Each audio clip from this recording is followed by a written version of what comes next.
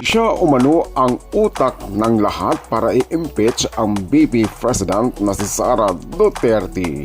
Magandang araw sa inyong lahat. Narito na ang ating latest update kay Atty. Harry Roque. Narito sa ngayon ang isa sa panibagong pasabog ni Atty. Harry Roque na umano'y si BBM lahat ang may pakana ng lahat ng impeachment laban sa Vice President na si Sara Duterte. Narito, panoorin po natin ang full video. Ako naman si Codender TV. Nandiyan magmumula ang impeachment.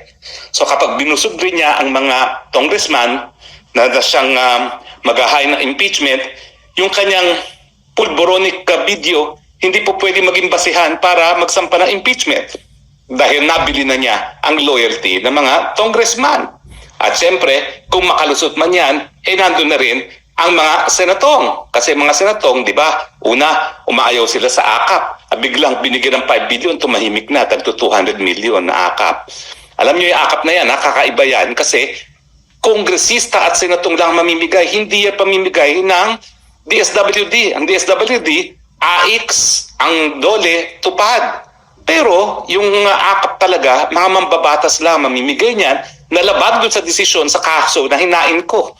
Yung Belica versus Executive Secretary, kung saan sinabi talaga ng Korte Suprema na ang mga mambabatas wala na